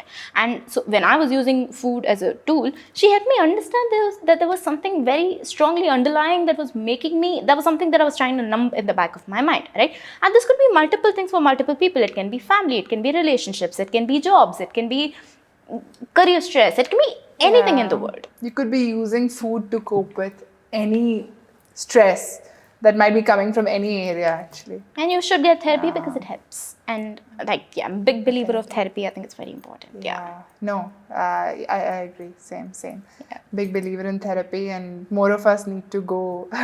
All of us need to go seek help. I don't say all because I'm not sure of the statistics, but one thing is definitely clear that the majority of us definitely need. See, it's more than help. It's like being able to dump somewhere once in a while. That's the way I look at it, right? So it's not that we need help per se. It's that you don't want to get to the point that you need help, basically. And I think therapy helps with that. It's a dump yard, right? For me, the way I go about it, at least currently, is I will go there and just rant. I'm like, listen, this is what's happening in my life. Because I'm prone to a lot of anxiety attacks. Like, I'm prone to panic attacks. And like, I've had these for a while. So now I've understood that the more I keep things in, the more it bursts out bad. Because I can't cry normally. So it's like, I hold on to things. And I think there's a lot of people who have to put up this strong face. So there's people in the world that are very insecure within but put up a very strong face, and people who are actually strong but cry a lot, right? And somehow, sadly, there's a lot of taboo around it, but I know for a fact that I will be very independent when I have to be, but there's a lot that piles up inside me and it bursts in the form of a panic attack. So what do I do now? My coping way is to go to my therapist and just dump it all out. Irrelevant, relevant, needed, not needed, she's my dump yard. And to know that you have somebody to talk to without judgment in itself is such a good help, right? And it gives you a perspective shift. Absolutely. I don't have to wait till I get a panic attack to go to her. So it's all important, yeah. No. That's very important, yeah.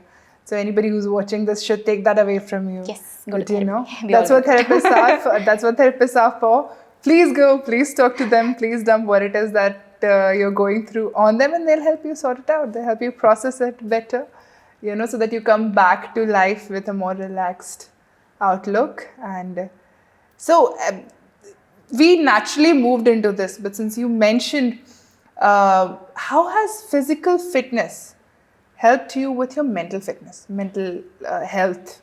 Yeah. And you mentioned that it was in Corona times when you really started, struggling with your mental health. So at that time, I assume physical fitness would have been a little difficult because you would have been at home, right? So then how did you cope? So one, they just generally working out and going to the gym and working out releases a lot of feel-good hormones. So you have all of your serotonin, your dopamine, your endorphins, your oxytocin. All of these are released in different quantities when you work out, and these make you feel good, especially endorphins. And there's a little bit of adrenaline to make you feel really, really good. That's where the runner's high, or after you work out, you feel so good, right? Until you go, it's hard, but after you do, you feel really nice. So this is not cheap dopamine. What you get from phones is cheap dopamine. You just get it. You're not working hard. You're getting it for free. You're just getting it there. And it's not as gratifying. However, working out's dopamine is not cheap. You've earned it, right? It's more gratifying. It's more long-term. It comes every day. And it comes with a benefit of having good health, right? So one in itself, it helps you feel better in the long run. And like you said, productivity is also associated with working out because you feel like you've actually done something, unlike the phone where you're just scrolling and you're feeling guilty. So like no guilt attached dopamine to begin with, right? And secondly, it kind of helps you feel good about yourself, which makes things better even your own head, right? Because when you look a certain way, you feel confident. I think there's no denying the fact that when you have put on weight, there is insecurity attached with it. See, I'm all for body positivity. I'm all for look the way that you do, dress the way that you do. I'm in no shape to come here and tell somebody to look a certain way, right? I eat what I want, I work out when I have to. And I think that's the way to be, that you should feel confident in yourself, and when you do, you feel good, you feel happy, right? You feel nice. And where does it come from? Working out and eating clean and looking a certain way, right? When you give your best in itself, you glow differently, right? And that is where working out and mental health can really be related, because you feel good, you look good, and there's a lot of science that is backed with working out. However, for me, again, like I started working out to help me feel good. It did. But also there were, like I said, panic attacks that I've always had. And I've always struggled a little with my mental health since I was pretty young. But that's specific to me, and like I don't think this is a necessity for everybody. But a lot of people will relate to you, because this is only increasing. Like we were talking about young children, 12, 13, going through PCOD. What it also does is cause mental health issues, Absolutely. right? So a lot of people will also relate to this, being young and still requiring mental health help. So, yeah. Yes. So again, I would not ever, despite being a coach, I would never tell that go to the gym to fix your mental health. I think that's the worst thing that a person can do. But it can help. Like in addition to seeking professional help. It's not therapy, it's therapeutic. Yeah. Right? That's the approach to it. Like you said, you should go there with the aim of feeling okay, but don't expect it to make you feel completely okay. Don't expect it to fix you. Don't expect it to change your entire world just because you're working out.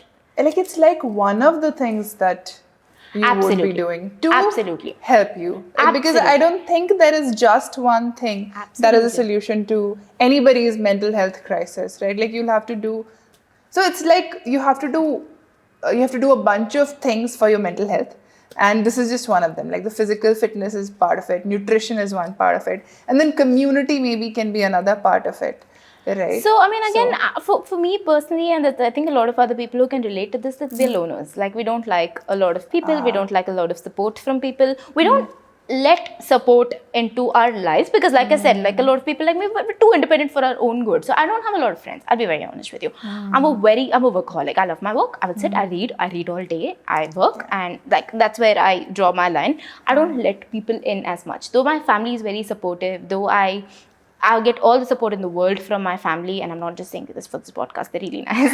But like they are like very nice, but I haven't created a community, and I don't want to, because I like things to be with me. I like being with me. I don't know, I'm just alone. And I think there's a lot of people like that and there's a lot of people who don't get the support of community. Simple. There are definitely. Right? So but I'll also say that everybody is on their journey, right? Like you have a family, in a way you have a community. You might not need the support, but if you need it, you know there's somebody to fall back on. But there are people who don't have it. And that's where I think therapy kind of helps. See, people like this also find it very difficult to let people in, because they have nobody else, right? So for them, that the way, so when I ask people, why don't you try therapy? The first question is, why should I burden them? I'm like, no. Yeah, it's a very real problem, because they don't have support from anybody, so they don't understand the concept of relationships. They don't understand the concept of being able to communicate with people. Somebody easing their pain is so alien to them, because they don't have someone. So going to therapy is so difficult to be able to open up to somebody new, that it's like they have there's a wall there that makes it very difficult, right? So these are the people I think that go to the gym and work out, because it's just them, and they like lifting, and they like so they're naturally, attracted to gym more, because that's where they can show their power. That's where they can show themselves that they're capable of something. Because the way that, especially men, right, the way that it is that crying is weak, breaking down is weak, talking is weak, right? And sad. It's very sad. It's depressing. But for them, it's like, if I go to the gym, I'll be okay. And that's in a way okay, like all right, but again, I That's think a even, part of it. That's just a part of it's it. just a Like part you of it. need everything else. Like even if you have gym, even if you have community, you do need therapy. If you have therapy and you have community, you still need the gym. If you have the other three, you still need to fix your nutrition. Exactly Right? my point. So it's like a little bit about yeah, everything. it's exactly my point. So you can't depend on one thing ever thing to alone. come and fix you ever, right? So this is where I would say, especially mental health is something. Now, I'm happy there's people talking about it. I'm happy that this is something so important because so I like I said, I have had panic attacks, but like during the pandemic it did get pretty bad. So it was a little controlled, but like you said, because I didn't have enough physical activity, so I would project a lot towards my physical activity. Like I would run my weights, I would feel happy. It's like everything I had cooped up inside me would be let out on the weights for me, right? But then because that access was not there, things started getting a little more difficult, and I was in the middle of a career transition, which was from law to fitness. It's a big thing. Everybody is suddenly doing law and you're lost in life. I want to do this. And initially my mom was not as supportive, obviously, because 5 years I studied something day and night, and she's like, why are you just leaving it? And there was a very legitimate question. By no means is that a wrong question to ask. I'm like, okay, like, but I wanted to do this because it was making me good money, and like, but I didn't want to. There was so many apprehensions, there were so many questions in my life. It's a big transition. It was from a being a huge lawyer transition to being a fitness coach, and just fitness leaving influence. everything. And I'm very camera shy. I've always been very insecure, and no, that's the problem. See, when I say things like this, people are like, what, you have a social media, what do you mean by you're insecure? And I'm like, people will be surprised to know how many people on social media are introverts, insecure. Absolutely. I don't go outside. I don't like, there's certain things I don't like. But then it became a very difficult period because I didn't have my weights with me, and that was always my outlet. And this was the time where you would go to college every day, Sunday you're just at home.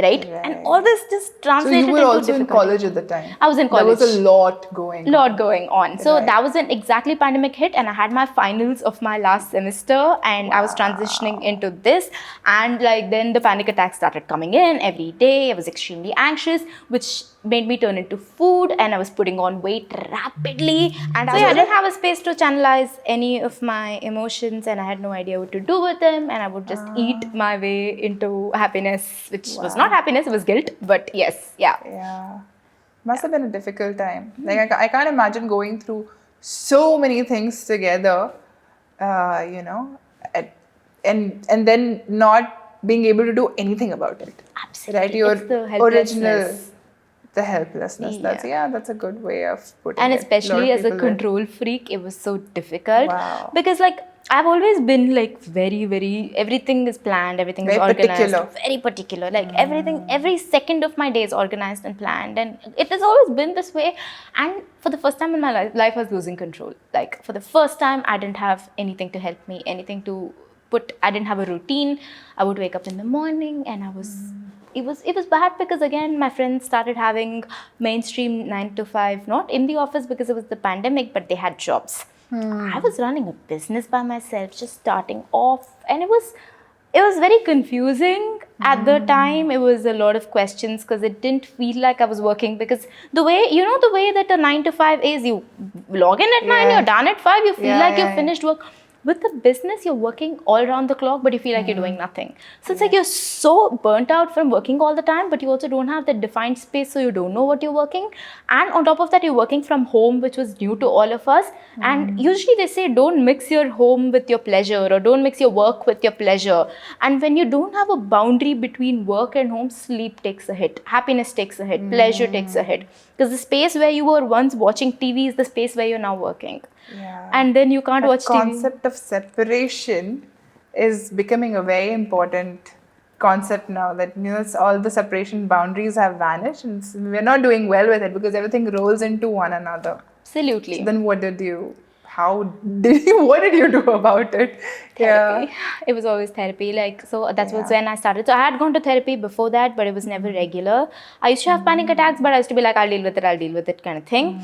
And I never found a good therapist. I think that's one thing that people don't understand, that, you know, the first therapist they go to, it doesn't click and they leave it. It's like a relationship. Your first relationship never works out. You need to do 2 more, 3 more, 4 more. Sometimes it works out, but not always. And you need to give it more shots, right? So for me, it was like, I went to multiple therapists, a lot of them, and nothing clicked. And just when I was about to give up, this one day, so I had actually gone to a psychiatrist right before the pandemic because my panic attacks were getting really, really out of hand during my 3rd or 4th year of college. Medication for it. Yeah, so I thought I did. So what happened was, it would be to the point where I didn't go to college for a semester. So it was bad. It was pretty bad. I was crippled. Wow. And so during that time, I still didn't take it seriously enough. But because I was like, it'll go. And you know, the way that it is, even with families, they're like, yeah, it'll go, it's just a phase, it's okay, it's just sad, that kind of thing. So it never went. So I missed an entire semester of college, and that's exactly when things started getting a little serious. So I went to a psychiatrist, and that person was like, oh, you're crazy. He told me on my face. This was Nimans. Please don't go to Nimans. I went. He's like, if you don't take medication today, you'll become something. He was like, you'll get schizophrenia if you don't take medication. I don't know what that meant, but he scared me into death. And then I started going to this other therapist because I was scared. She was horrible. She was so mean. She's like, I was crying. She's like, don't cry, don't cry. I'm like, what do you mean by don't cry? I'm here to cry. What do you mean by don't cry? It was a bad experience to begin with. So in the pandemic, when the binge eating started, is when I was like, okay, let me try one last time. Miraculously, I found my therapist, and she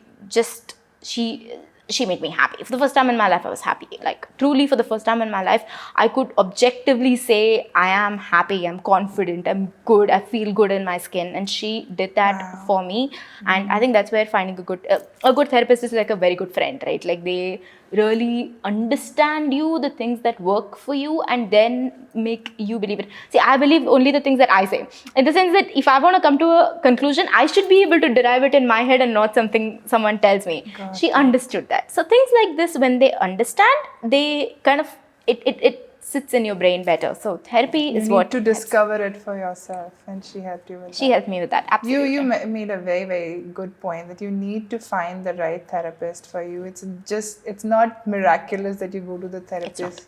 It's like dating, simple. Yeah. Your first relationships don't click. You have to date for a while, find out what you love, find out what you want to be with forever, and then you can't just end up with the first thing that you find, right? You will not be happy that way. And because that journey also is not going to be easy for many people. They're going from one therapist to another therapist to another therapist. Because you're constantly opening up, and you're subjected to judgment about your deepest insecurities, right? Yeah. Like, crying is always hard for me, but the therapist was like, don't cry. And then I stopped crying again. And I was like, for the first time I was like, okay, I think I want to cry. And when I started, she's like, nah. So it's a difficult journey. It's a very difficult journey. But you get through it, and then you find it. And you have the eureka moment. You're like, oh my God, this is the one. And you find it, and you stay with that person. So that's therapy, and it helped me. I'm starting to think that there's so much to your journey, Snigdha, and we're like 10 minutes. This happened. This is happening. I did not go to college for a whole semester. Yeah. I'm like, what? This needs another half an hour to discuss. Right? That's the thing. Hardships make you see. If you can either dwell on the things that have made you sad in the past, or you decide, you know what, screw all of that, let's move on, let's see what's next. Because see, my anxiety started breeding from always thinking about the future. All I could think about was the future, that what's going to go wrong, what's going to happen. If I didn't plan every second of my day, it was like everything is going to get bad.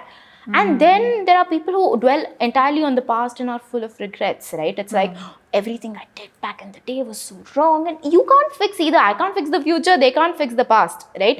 And if you dwell on either of these, life is going to be miserable. I'm too young to be preaching this, but like, this is what I've realized throughout the years, that there's no point. Simply no point. Age doesn't have anything to do with experience. Some people live long, don't experience as much. Some people live less, experience a lot more.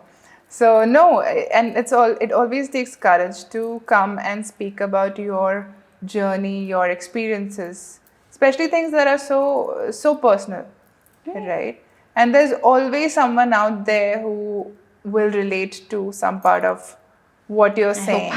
Yeah, no, absolutely. And life has just become so complicated right now. I feel like every time we we discuss any subject on this podcast, I'm like, am I really helping people, or am I adding a layer of complication? No. Right? So that's Because this is another responsibility, right? Like, of course, you have to be responsible for yourself. But in addition to everything else, now you're responsible for your physical health, your mental health, your growth, not just yours, also your children's, right? It's just too much. I agree. Right. I absolutely agree. It's like Yeah. every day you see something else you're supposed to be doing, and you're like, I didn't know I had to do Yeah. even that. Like, it is like, okay, I have to take care of, like you said, I have to go to the gym, I have to take care of my family, I have to take care of my work, I have to somehow fit in a good sleep schedule. In between that, also I'm supposed to have fun, but I'm also take care of my food. I have to also travel, but also have to make money. Life is so And you have to do this at all ages. You could be 25 and you're supposed to be able to do all of this, or 35 and then in or your 45 situation, you or also whatever. have a baby, and like you said, their life is completely dependent. It's nature Dependent versus on you. nurture, right? Your nurture is what's gonna add another whole. Their Yeah. existence is gonna be about the way that you. Unfortunately, it's about the way That that you raise alone is them. enough to give anybody anxiety. Anxiety, I swear. I only have anxiety about it. It's like I have to grow another human being. It's difficult. Yeah. No. But yeah, I mean, from hearing your journey, and even though, like when anybody is listening, I'm listening or somebody else is listening to this podcast, they are going to feel that it's been a lot going on. But you've still handled things so well, right? I think that the lot that went on made me handle things. Made you, well. yeah, no, that's a great way of looking at it. Like That's it a taught great me way. things. Yeah, it did, absolutely. And you are so much better for it. And people who listen to this are going to take away so much from it. Where I'm going with this is, when you go through so much, tough times, you have to look for inspiration, right? You have to look for help, right? Therapist is one way of doing it, but people like yours, is another. Like, somebody who's going through tough times, wants to get into fitness, will go to Snigdha Ravi's page and be like, oh, here's some information, here's advice, I can do this, I can do this, I can. Who were you looking up to? Something that I want to see. Who were the people who inspired you? Maybe books you read, maybe films you watched. Like, it could be anything, whatever made you happy and could possibly make somebody else So my happy. first inspiration. Okay, I have a few people, but one of the first few people was this man called Arun Bhattacharya, Brahmin Bull.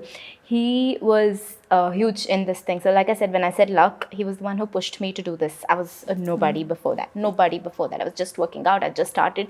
He was the one who pushed me to go to certain events, meet certain people, and that kind of helped me. Like, in the very beginning, I was acquainted with all the big shots of the industry. So that's where luck and him and this one came, and he's like, no, go. And I didn't want to. I was very anti-socialist even back then. And he was like, no, go. And he pushed me. And that one instance changed my life. That one day changed my life. And I will always be thankful to him. I still talk to him. He's incredible. He's somebody he's still a mentor to me, and I will always talk to him. Fitness coach? He's a fitness coach. Yes, his name is Brahmin Bull on Instagram. Arun Bhattacharya, brilliant man. Everybody loves him. And like, he has multiple cats. Very nice man. And Cat guy. Cat guy. Yeah, very nice guy. And his wife Supriya, very sweet. Like, they're all very nice. Like, the kind of people who will push you to become better and always push you type of people.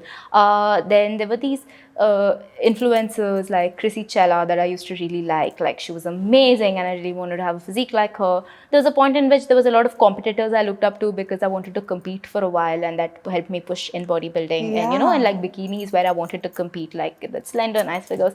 I wanted to do that for a while, so there was a lot of female athletes who were very nice looking, and they were the kind of people that I wanted to look like. And most importantly, honestly, family.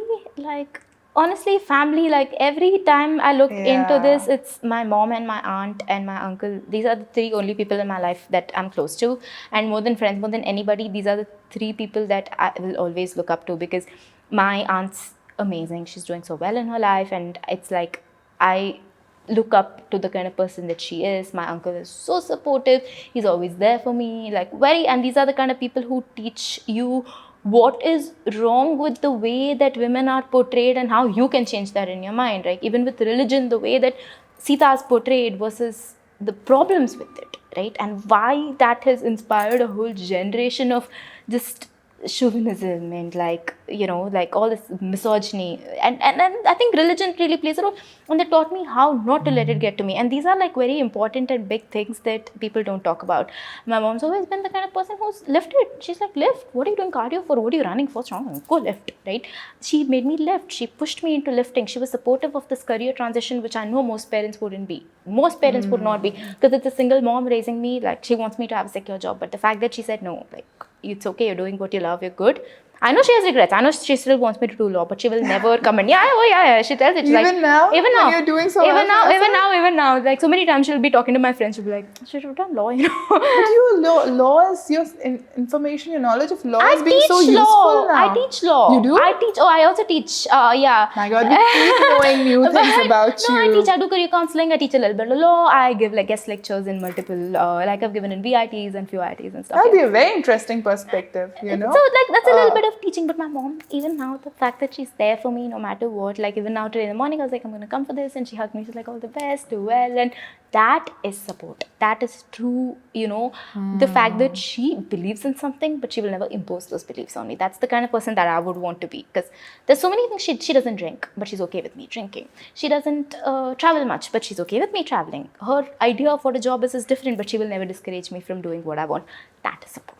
That is also privilege. I'll say this. There's no bigger privilege than having a mom who is your best friend and your role model. Oh yeah, she is. That is the luckiest anybody can get. That's weird. That's weird. But legit, like she's something else. Like I don't know how. Like we come from a very conservative family, so the fact that people are ready to change is inspiration to me, because it makes me want to change. Right? I'm like, when somebody old can do it, why can't I? I'm young, I'm capable, and I will be ready to do it. And yeah, I think that's inspiration more than any TV or any book can give you, right? Yeah. Yeah. No, and you will continue to inspire many more people, I'm sure.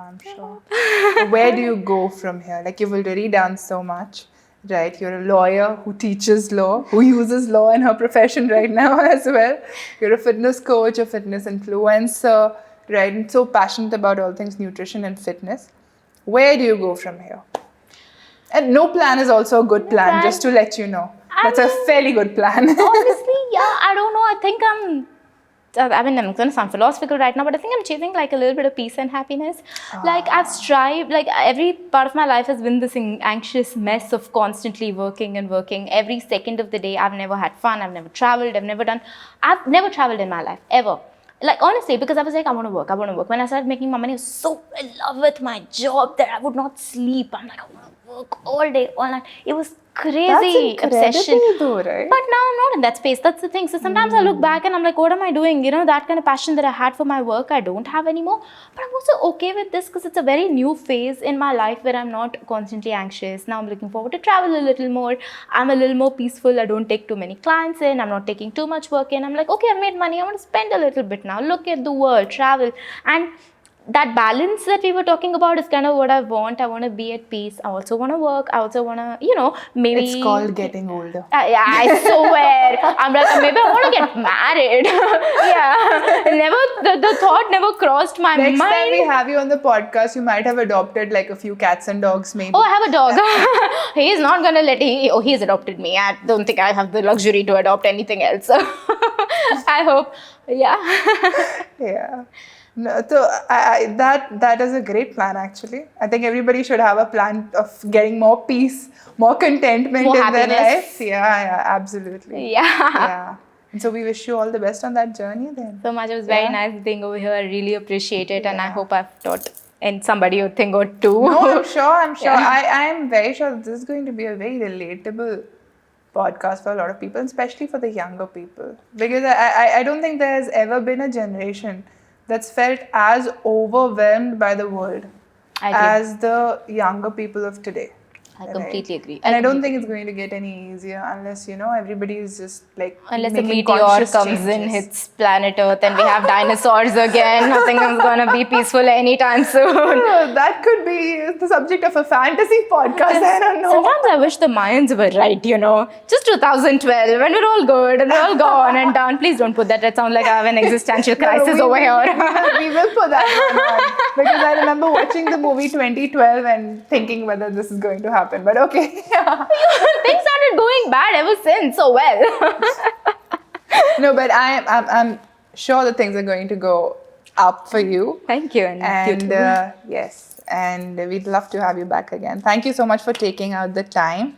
And I would actually like to let the guests know that Snigdha made time for us at the very last minute, right? Which was very kind. So You don't miss opportunities. You taught me this. You're like, you can't miss opportunities just because of something coming. There's always going to be busy. There's always going to be things to do. It's always that's always hard. Like, you can't just, sometimes you just have to say, no, you know what, I'm doing this because it's fun for me too. So it's nice for me too. I'm glad. Yeah. Thank you. All right. All right. Okay, so this is where we'll wrap up. And yeah, I hope you all had fun listening to Snigdha. And I'm sure we'll have her back for more conversations on a variety of different subjects. She has a lot of ideas to share. And a lot of drama also to share. A lot of tragedy also to share. So thank you. Thank you, Snigdha. So this was today's podcast with Snigdha Ravi. I felt like it was a very candid and authentic conversation. Some of you will relate to her personality. Many of you will relate to her challenges. Some of you will relate to her journey. And that's what life is about. And that's what Momcast is about. So if you like this episode, please like and share this video and subscribe to our channel and come out next week for our next podcast. Thank you.